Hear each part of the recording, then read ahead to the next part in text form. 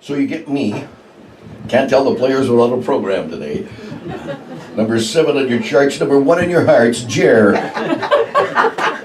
It's me. Ta-da. There you go. Yeah. Oh, now we're chuckling. Oh, I saw a funny joke just the other day. Or anyone, this MIT grad is interviewing for an entry-level job as an engineer. And the human resources person finishes the interview and says to the MIT grad, so just for discussion's sakes, what would you consider to be your starting salary? What are you expecting? And the MIT grad says, $150,000 a year, depending upon the benefits package. And the human resources fellow looks at him and said, well, what would you think of a package like this? 5 weeks holiday a year, 14 paid holidays, all medical, dental coverage taken care of, plus a company retirement package yearly that equates to half of your salary, annual salary, and we'll give you a company car every 2 years, brand new, probably like a red Corvette. What do you think? And the MIT grad sits up and looks at him and he says, are you joking? And the human resources person says, yeah, but you started it.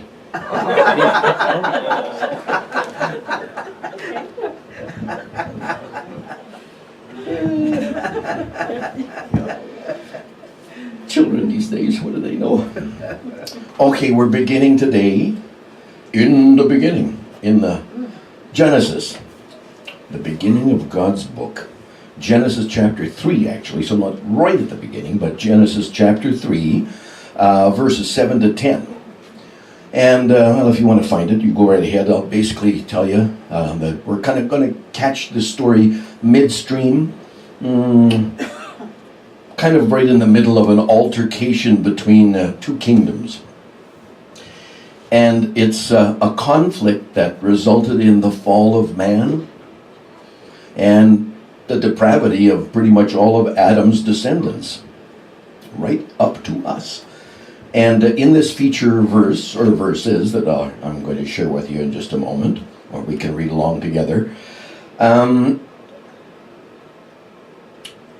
we're stepping right into this original conflict that has spawned all the problems and all the challenges with which we still deal today. Everything that comes up against us today in our personal lives, in our marital lives, our relationships lives, social structure, even spiritual, all of it rooted in this verse, in verses 7 to 10, Genesis chapter 3. Everything starts somewhere. And I mention this because and I know I have oftentimes prayed about, the fruit of a problem, when in fact we need to be looking at the root of the problem. Most of us are dealing with kind of superficial surface disorders and dysfunctions. However, down at the root is where we should be to achieve breakthrough that we need. So Genesis 3, verse 7 through 10. Then the eyes of them both were opened, and they knew that they were naked. So they sewed fig leaves together and made for themselves aprons, loin coverings. And they heard the sound of Adonai Elohim going to and fro in the garden in the wind of the day. So the man and his wife hid themselves from the presence of Adonai Elohim in the middle of the tree of the garden. And then Adonai Elohim called to the man. He said, "Where are you?" And then he said, the man did, Adam, "I heard you in the garden, and I was afraid. Because I am naked, I hid myself." Have you hidden yourself from Jesus? Have we hidden ourselves? Go back to verse 7 if you're following along. If not, well, I'll just read it. In verse 7, then the eyes of them both were opened, and they knew that they were naked. So they sewed fig leaves together. So they sewed fig leaves together and made for themselves aprons. loin coverings. That's actually all we really need for the message. The rest was just kind of context, because today's message I've titled, Satan Had Me in Stitches. Satan had me in stitches. Recently I returned from spending a couple of weeks in Calgary with family and friends. That's where this scar is from, over here. Children, grandchildren are there, in-laws, outlaws, friends, you know. And the dynamic for me was a real study of the interesting times in which we live. Because boy, they are times that really test our souls in all kinds of ways. And witnessing all of the back and forth that was going on, and sometimes playing referee.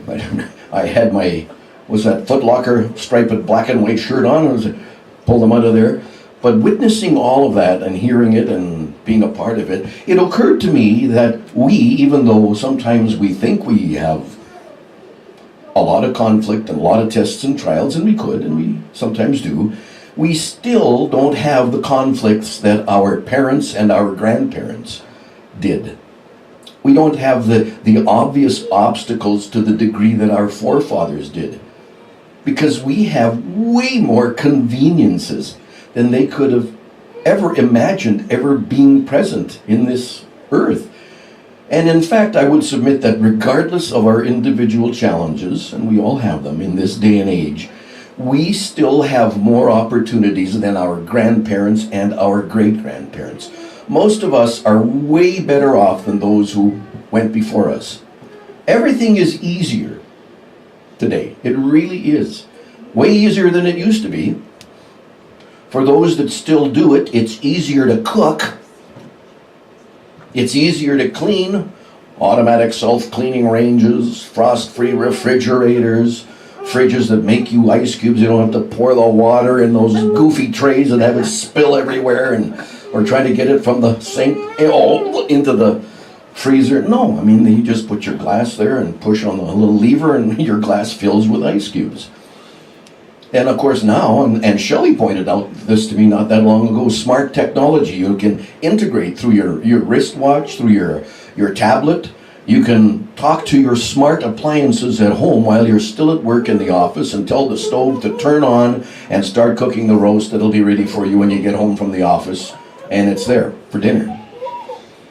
And it's easier to travel these days. You could be here in the morning and having dinner in Europe the same day. You can move anywhere at any time, in any way, to any place, and accomplish pretty much what needs to be done in the blink of an eye. And yet, even though we are blessed with all these conveniences, all these modern things, all the opportunities that God has made possible for us in our lives, we seem to be way less joyful than we have ever been. Less fulfilled than we've ever been. George Carlin, I've mentioned him a time or two here because he's one of my all-time favorite stand-up comedians, but more than a comedian, George was, and I use past tense because he has passed away, but George was a wordsmith, and he also knew what was really going on in the world when it comes to politics and who's really running the world. And he had a way of saying things that really, well, made you chuckle, but it made you think. He actually wrote an essay some time ago, had it published. It's called The Paradox of Our Time. And in part, George Carlin wrote, quote, "We have taller buildings, but shorter tempers. Wider freeways, but narrower viewpoints. We spend more, but have less. We buy more, but enjoy less. We have bigger houses and smaller families. More conveniences, but less time. We have more degrees, but less sense. More knowledge, but less judgment. More experts, but more problems. More medicine, but less wellness. We drink too much, smoke too much, spend too recklessly, laugh too little, drive too fast, get too angry too quickly, stay up too late, get up too tired, read too seldom, watch TV too much, and pray too seldom. We've multiplied our possessions but reduced our values. We talk too much, love too seldom, and hate too often. We've learned how to make a living but not a life. We've added years to life, not life to years. We've been all the way to the moon and back, but have trouble crossing the street to meet a new neighbor. We've conquered outer space, but not inner space. We've done larger things, but not better things. We've cleaned up the air, but polluted the soul. We split the atom, but not our prejudices. We write more, but learn less. We plan more, but accomplish less. We've learned to rush, but not to wait. These are the times of fast foods and slow digestion, tall men and short character, steep profits and shallow relationships. These are the times of world peace but domestic warfare, more leisure but less fun, more kinds of food but less nutrition. These are the days of 2 incomes but more divorce, of fancier houses but broken homes. These are the days of quick trips, disposable diapers, throwaway morality, one-night stands, overweight bodies, pills that do everything from cheer up to quiet to kill. It's a time when technology can bring this message to you, and a time when you can choose either to share the insight or just hit delete and give us a blue thumbs down and not like it on YouTube. Pretty much nailed it, didn't he? Yeah, sure did. In America alone, last year, people spent $34 billion, with a B, $34 billion on medications just to be able to sleep. $34 billion on sleep aids to be able to sleep. That's something anybody can do. Watch. Oh. And I'm talking. The question is, what has happened to cause such stress and discontent and anxiety and worry that so many have lost the ability to enter into rest? So today we're going to examine that a little bit, why people are so stressed. And you know what? It's not from external things. Oh, sure, they play a part. External pressures and job demands and things that we have to get done by certain times. But the stress and the problems that cause lack of sleep are internal. Internal anxieties and fears for the most part. People nowadays go to bed worried and they get up worried. They're tired in the morning because they've been wrestling all night with some sort of problem in their sleep and they can't. Worried about what could happen, what's going to happen, what do people think of me, what are they saying about me? We have all kinds of stress today. And even when people come to church, maybe not necessarily so much this church, but I'm sure we've all, in our lifespan of walking through the world of religion, have gone to churches here and there.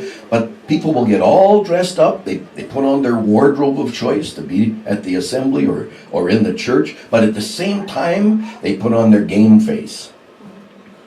And they get to the assembly or to the church, and they're smiling and they're, praise Jesus, praise Jesus. All the while hoping that they can receive some sort of help for what's eating them up on the inside. Yeah, people are more concerned about image, about looking like they're fitting in and they got it all together and playing that role, than actually really getting some truth and some revelation for what God has for them. And I'm pretty sure, you can verify for yourself if you want, but I'm pretty sure it's not God's will for anybody to be miserable, secretly stressed out, filled with anxiety and fatigue. It's not God's will for any one of us to have emptiness and loneliness and barren in soul and spirit. It's not God's will for you to act like you have joy or to act like you have peace. Yeshua said, I have come so that you should have life, and life what? Abundantly. Abundantly, in abundance. I don't believe that God desires us to spend so much time making a living but not having a life. Like George Carlin said, he did nail it. And yet, there are so few of us who can say that we have avoided the maze of hassles and troubles and worries of this matrix in which we operate in the world. Because way too often we get sucked into this vortex of getting up and just going all day, running to keep up this way, down the other way, and come home at night just dragged out, tired, staying up too late anyways, going to sleep, and then getting up in the morning, staggering out of bed, and doing the whole routine all over, right back into the same schedule, and at the same time listening to all kinds of external voices, all sorts of opinions that overload our brains and our minds, so that we're constantly being attacked. And we can't even at that point of being tired, run down, and hearing all this stuff bombarding us, we can't even discern who or what the enemy is. It's chaos, it's confusion. So let's go back to the beginning and remember and understand that God, in the verses that we shared, and even earlier verses, in the beginning, God, with loving kindness and the best intentions of a mother and a father, forms mankind from the dust of the earth, and then breathes into him the breath of lives, Zoe, the breath of lives, multiplicity. Because he breathed into you, and he breathed into your children, and into your children's children, as well as your children's children. And with the breath of lives, mankind became aware of himself. And he walked into a prepared place. Remember that. The Father and Yeshua had a deal. They signed an agreement. It was pre-planned for us, for mankind. God had prepared the place before he created the man. It wasn't the other way around. God didn't create the man and go, oh, he needs somewhere to be, somewhere to stay. He needs a place. Everything that man needed to sustain himself was already prepared. It was waiting for him in the garden. He didn't even have to go to Home Hardware and get a hoe or a rake or a shovel or a wheelbarrow. Because when God makes something perfect, it's perfect, and he did. And then he stepped back and said, no, that's good. That's very good. He didn't rest until all the fruits in the garden were seeded and all the waters from the Euphrates were flowing in the direction of the garden to ensure proper irrigation. He didn't rest until the sun would rise at a specific time every day and go to bed and set in the evening at the proper time, so it would ensure that man would receive all the benefits of vitamin D, and the vegetation in the garden would also receive the correct amount of sunlight in order to mature properly. He didn't rest until the sea would come to the shore and then return to the dimension that he spoke his word out for it to be. He didn't rest until all the stars were decorating the heavens. He didn't rest until blossoms were just bursting forth, full of plenty. He didn't rest until fruit was growing on the ground and from the tree limbs. He didn't rest until the bees were making honey. He didn't rest until the grain was ripe in the field. And he didn't rest until the climate was ideal for man to survive. He didn't rest until he knew everything that he had recreated, Yeshua did this, was perfect for mankind. It was all good, it says. In fact, the only thing he said that wasn't good for man was to be alone. So what did he do there? He took his son, put him to sleep, and said, you know what? You are so much like me that everything you need is already inside of you. So then he reached inside Adam and he pulled the woman out of the man. And Adam woke up and said, whoa, man! Woo! Looky here, I'm liking this place more and more. I'm going to check that out. So somebody put some Barry White or Marvin Gaye on the stereo. Set the mood. And everything at that point was wonderful.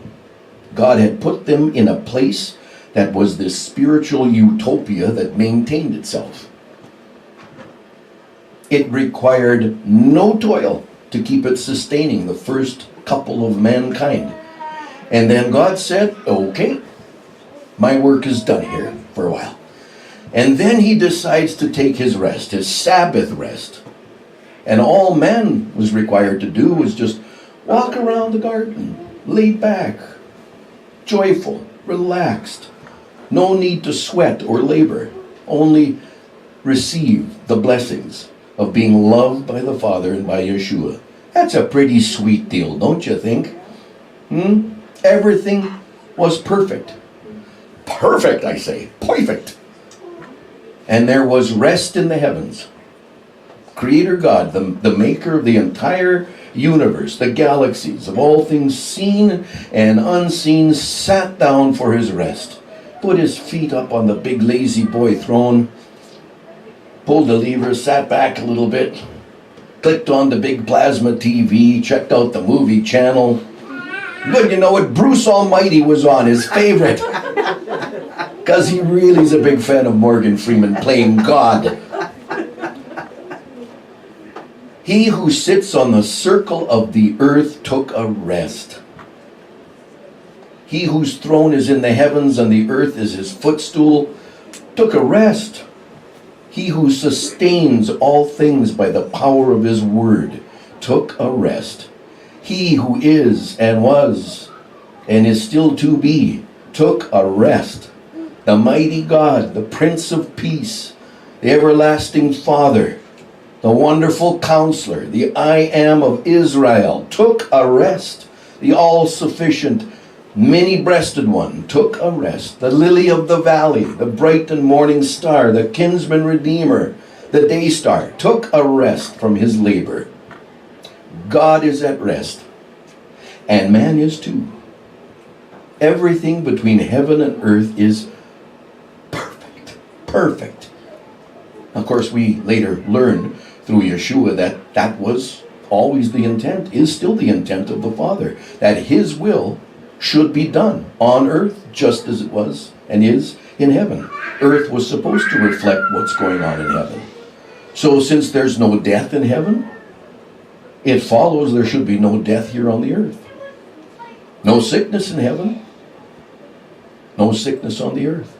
If there are no killings in heaven, there should be no killings on the earth. Since there's love abounding in heaven, there should be love abounding and joy and peace on the earth. Are you seeing God's fingerprints all over the miraculous plan of his?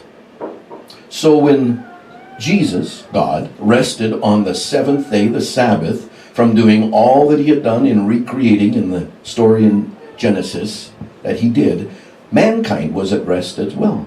Rest and peace and fulfillment and joy and love abounding everywhere throughout the earth. And then along comes the malicious destroyer of all that is good, to plant sin and evil upon the earth. Satan, mankind's adversary, slithers into the picture of God's perfection, intent on disturbing the rest. And as he was then, so is he now, always lying, stealing, destroying our rest. He's not after your car. He can't drive it anyway. He doesn't need your house. Doesn't want to stay in that little place. He's not after your job, because ain't nobody want that. He's after your rest. He's after my rest. He's after our rest, after our peace. He's after your joy. Anything else that he disrupts is simply a tool that he is using to upset your rest. However, I'm thinking there should be somebody in this sanctuary today that ought to be fed up enough with his lies and his deception to stand up in the name of Yeshua, our shield, our rear guard, our defender, our deliverer, and prove that the joy of Jesus is our strength to grab back that rest. Resist the enemy in the name of Yeshua, and he must flee. You want to take your rest back? We should all want to take our rest back. God has created mankind perfectly and completely. We are all together lovely, whatever I mean. Beautiful, wonderful. We lack nothing. At least that's what it was like in the beginning. You know, that's the way Adam was created. He was fine. He and his wife were fine. And in the garden, naked, covered with God's Shekinah glory, the light of the Almighty. And they are receiving an education in the kingdom of heaven ways, receiving discernment and knowledge and wisdom that they were expected to pass along to all of God's other creations. They're not ashamed of their nakedness. None of God's other creations are trying to make clothes or sew them together and give them to Adam and Eve for loin coverings, for aprons. Everything else at that time's walking around as God created it, and it was all very good in the Creator's eyes. And then Satan comes along. And he begins to plant seeds of doubt, seeds of discourse, of discontent, dis-ease. And he takes a shot at Adam's wife, first of all. Seduced her by suggesting that Creator God was holding something back from she and Mr. Adam.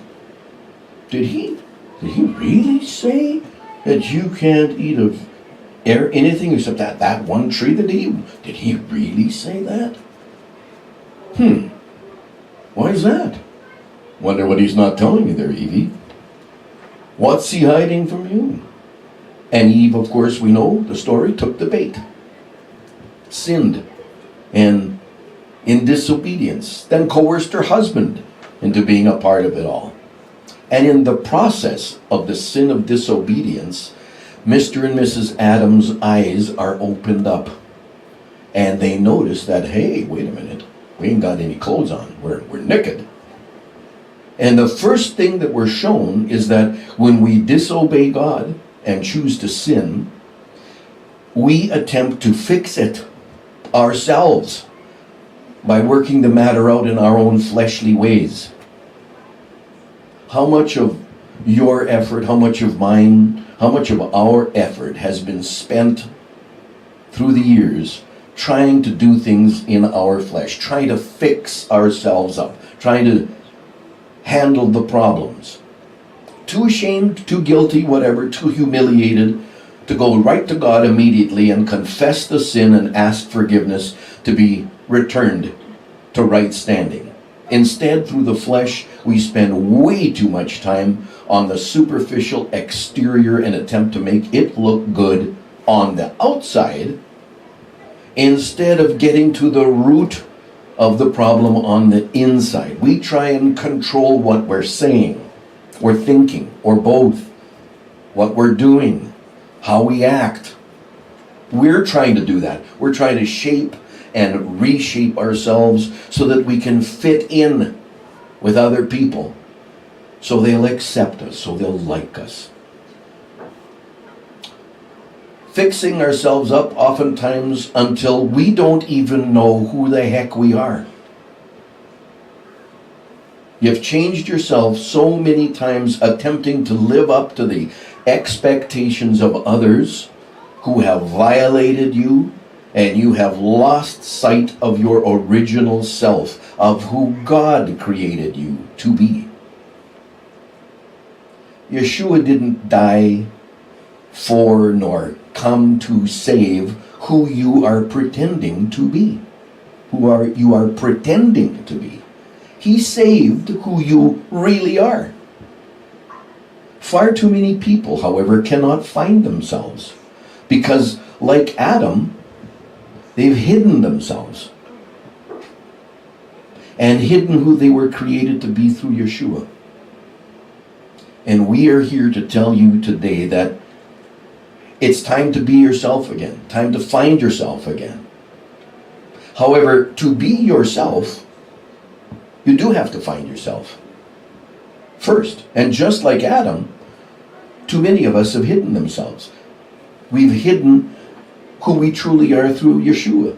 We've hidden that we are kings and priests on the earth, that we're free from sin slavery, free from condemnation, from guilt, from shame, free from people pleasing and flesh pleasing. We've hidden that we're dead to sin, crucified with Yeshua, that the old us is dead. The resurrected Yeshua is living in us now. We are alive in Him. Too many people have hidden that they are the righteousness of God and stand before God as if we've never ever sinned. It's Jesus's, Yeshua's righteousness in me, not my own.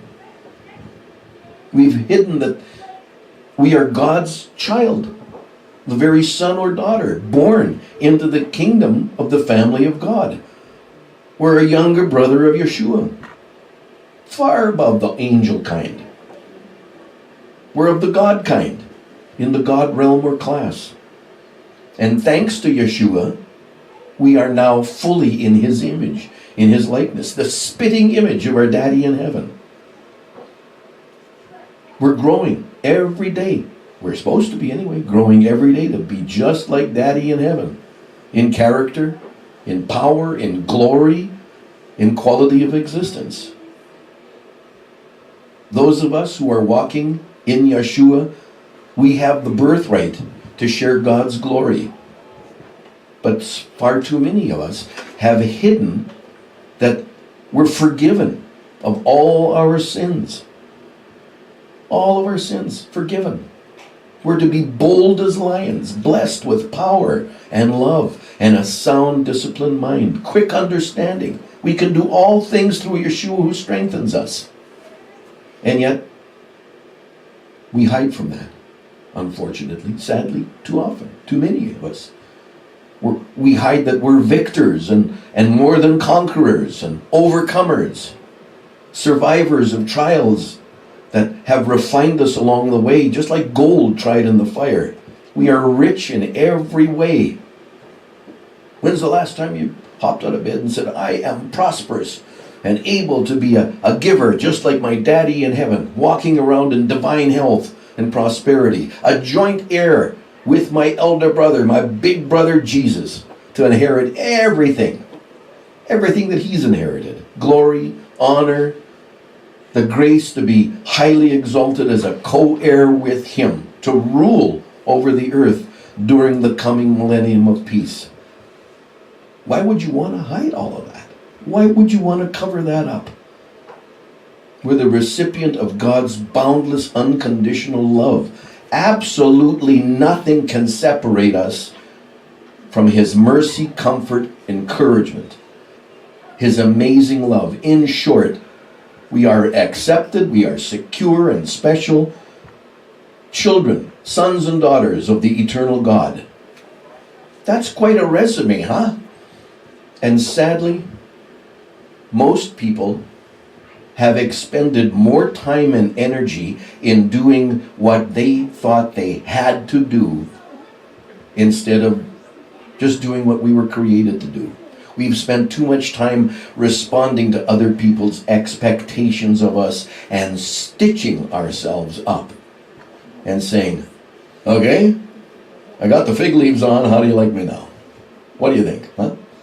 And then we stitch a little bit more and add another layer. Okay, how do you like me now?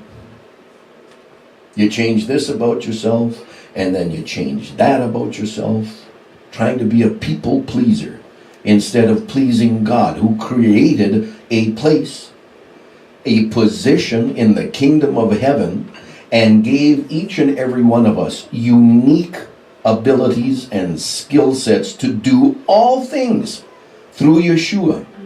And he did that for us to be part of his royal family, the royal family of the universe.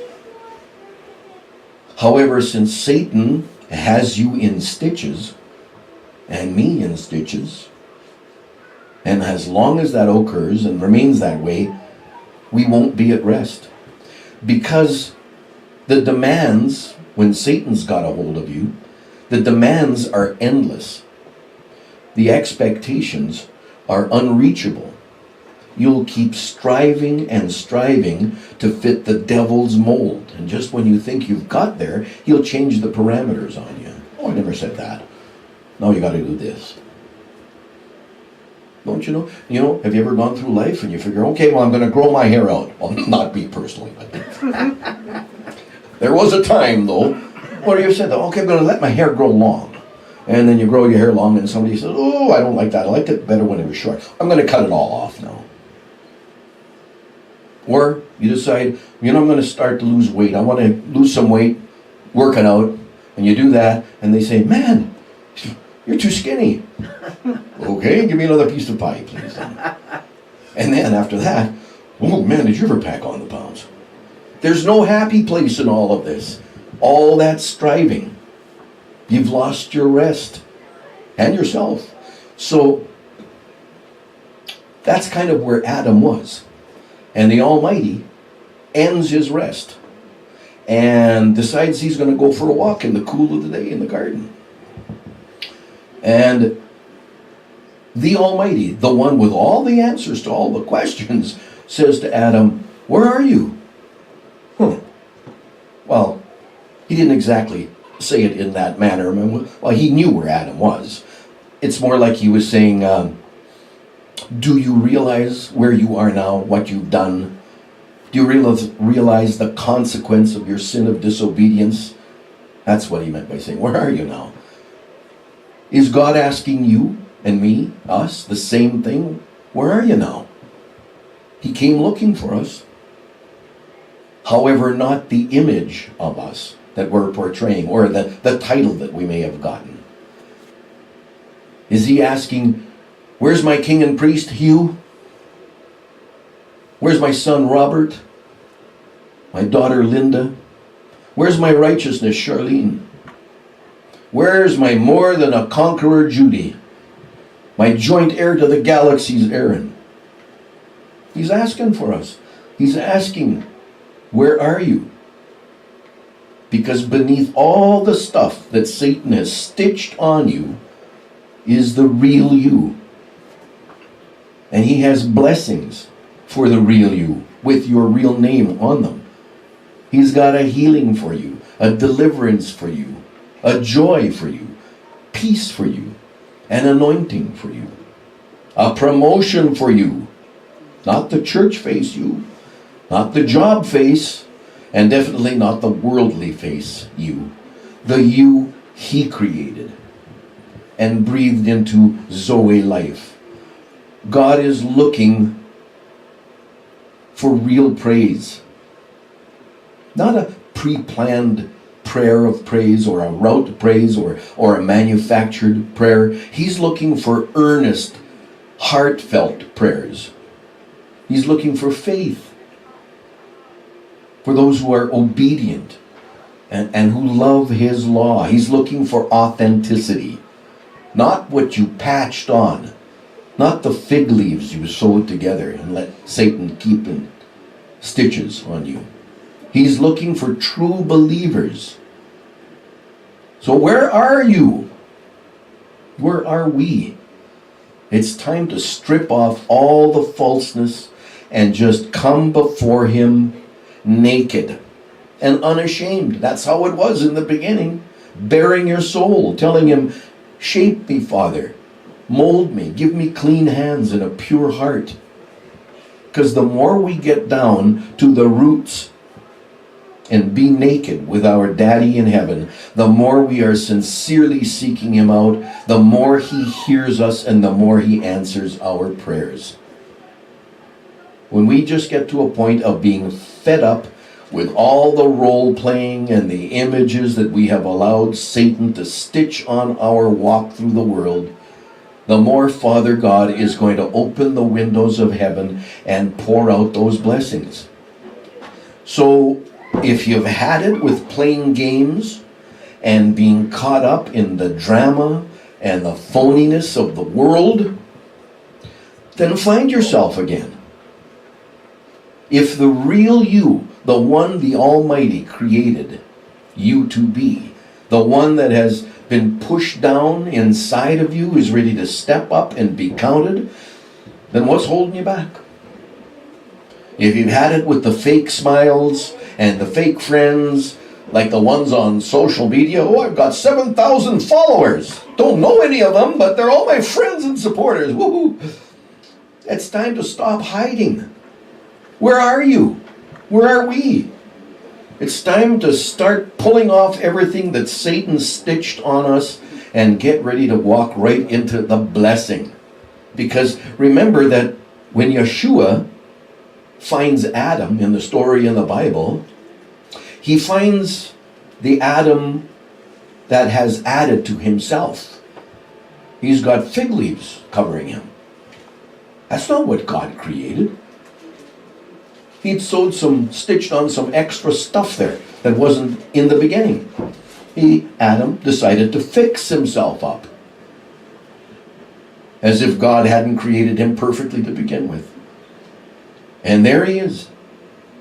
He had been, before the stitching of the fig leaves, sewing together to make an apron. Adam had been standing in perfection. Now he's standing in stitches.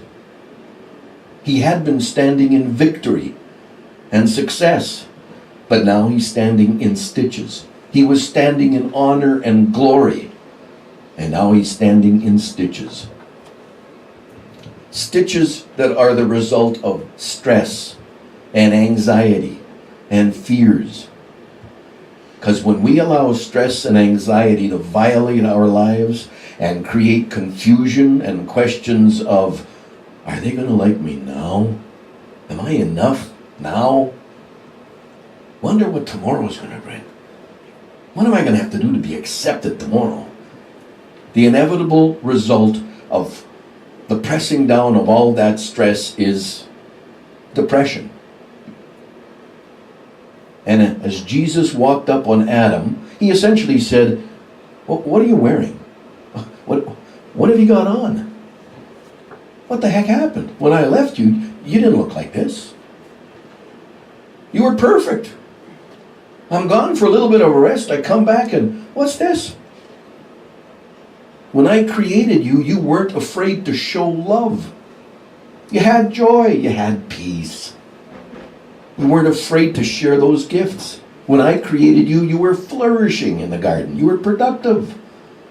You were walking in the ways of the kingdom of heaven, seeking discernment and knowledge and wisdom. I take a little break, come back, and what the heck is this that you're wearing? Why have you covered the real you? Are you getting the dynamic that's going on there?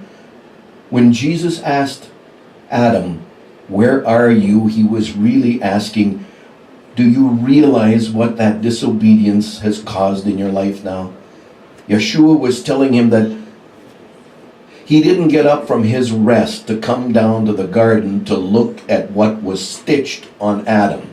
He wasn't looking for fig leaves, he was looking for the real Adam. And the Adam Jesus created had changed so much that he had hidden himself. Jesus died for mankind. Adam was the beginning of that. He's coming back for mankind. He saved mankind. Shed his blood for Adam and all the descendants. That's us. Everything around Adam in the garden was for the real him. Jesus recreated it for him. Jesus doesn't need the stars.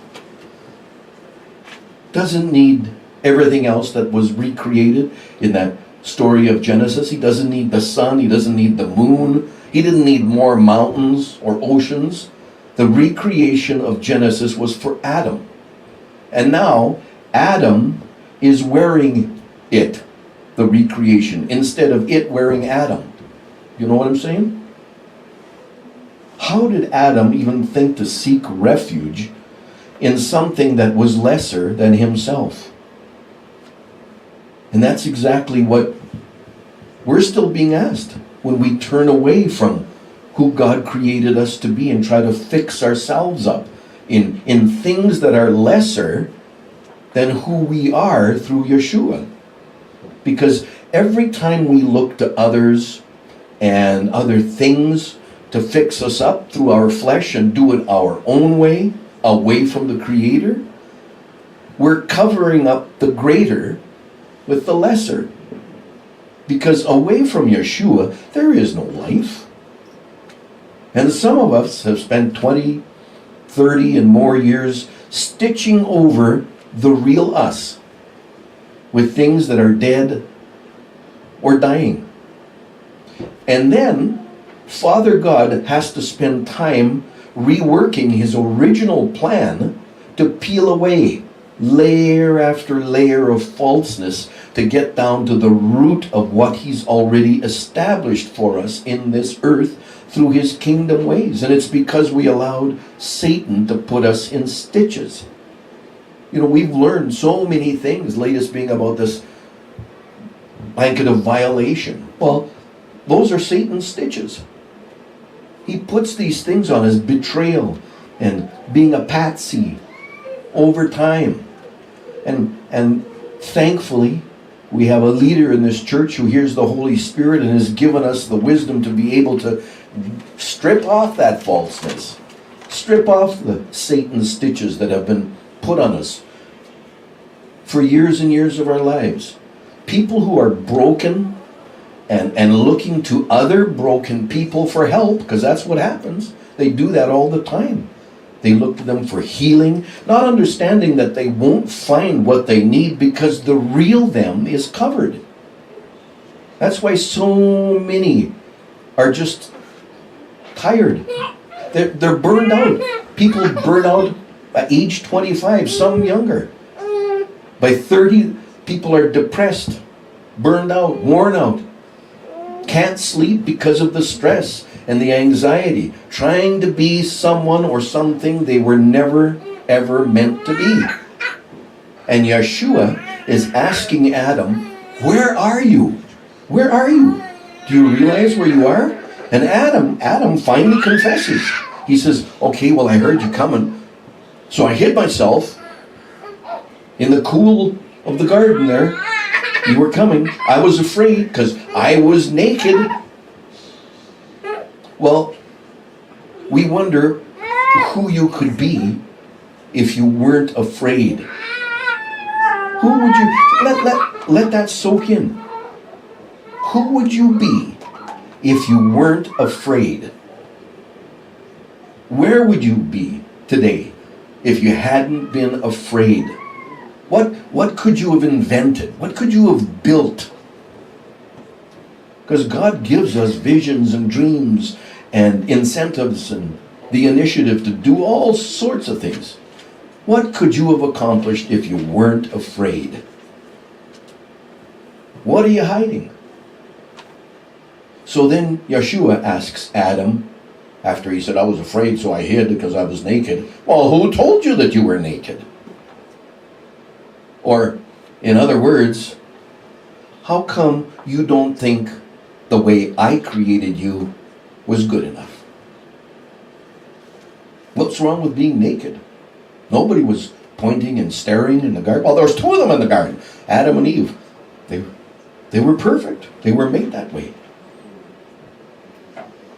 Why are you covering yourself up, Adam? It's the same question that Yeshua is essentially asking us today. Just different words, different phraseology. He called you because you're creative. He calls another because they have leadership qualities and abilities that he's been giving them. He calls another because they're a prayer warrior. Gives you that skill set. He calls somebody else because they're an encourager. So why are you trying to be like everybody else around you, trying to fit in, and always on the outside, rejected and betrayed? Where are you? The real you. Take off Satan's stitches. Walk as God made you and me to be. He all gave us unique, individual abilities. He gave us each an anointing and pre-planned it so we could all serve together as one body, work together for the greater good of His kingdom set up on this earth. So it's time to get your creativity back. Time to get your passion back. Get your joy back. The joy of Jesus is our strength. Get your rest back. Get your personality back. Get your bold confidence back. Your courage back. God made you as an original. Stop imitating others. You were created in the image and the likeness of the God family. There's nothing better than that. So get rid of the fig leaves. Strip off Satan's stitches. They're not your size anyway, and the color sucks. The color of Jesus' identity is intended to one size fit all. So come out wherever you are. Get real. Maybe God showed you some time ago, maybe recently, you know when. Maybe He showed you that He has all these blessings for you. Maybe He did that in a dream or gave you a vision. And here it is, a long time after that occurred, and you're still wondering, okay, why is it taking so long? He showed me that. And God is telling you that He can't give it to who you're pretending to be. He's looking for you. The real you, the one He made in the beginning. No fig leaves, no Satan stitches. So find yourself, stop hiding, stop being afraid. You are more than a conqueror. You are an overcomer. You are a champion. Have you ever hidden something or put something away in a really safe place and then, that's a really safe place. I can't find it anymore. Don't know. Put it away real good. That's the same thing that happened to Adam. Who told you that you were naked? Why are you hiding? Why are you hiding yourself in that really good place? In other words, how'd you get off track, Adam? I haven't been gone that long, and look, you got these fig leaves sewed on you. You were perfect when I left. Why'd you listen to the lies? Why'd you allow Satan to keep you in stitches? So given what we've shared here, and given that you may want to think back on your lives, have you allowed certain people along the way in your life to turn you into something you were never created to be? Have you let your boss betray you? Violate you? Get promised a raise, get promised a promotion, then he finds an excuse or she finds an excuse to not give it to you? Did you go to university because you heard people telling you all the way along, boy, you get that better education, you're going to get a great job, and you're still waiting for it? You've squandered 4 or 5, maybe 6 years of your life. Sure, you received your degree, and you're pouring coffee at Starbucks. Jesus didn't create anybody bitter, angry, frustrated, irritated, vindictive. He didn't call you a loser or tell you that you are of no value, unacceptable among your peers, or underqualified for that entry-level job, overqualified for that senior position. Satan left you those stitches. However, God told Adam, you know what? I see you put the stitches on in the fig leaves. I'm going to fix this. You and your wife can't. Forget it. You just can't. However, I know exactly what to do. And the Bible tells us that Creator God took an innocent animal's life and from its skin made clothes for Adam and Eve to restore their lives. And it occurred to me that God covered their bodies that way, but not the fig leaves. So the final question to end today is, are you trying to get God to cover up what you made, what you've formed on your own, in your flesh, in your own strength? Because He won't. Operating in our own strength to become something we were never created to be profits us not. It only opens the door for Satan's stitches to cover us. And if we allow that to happen, then God cannot cover us the way He wants to, because we're not coming to Him naked, desiring only Jesus to be our identity. In His mercy, yeah, sure, He will sustain us. However, the beauty of you in the beginning is that we were naked and unashamed. Where are you now? Are you still hiding? Find yourself again. Strip off the fig leaves and remove Satan's stitches.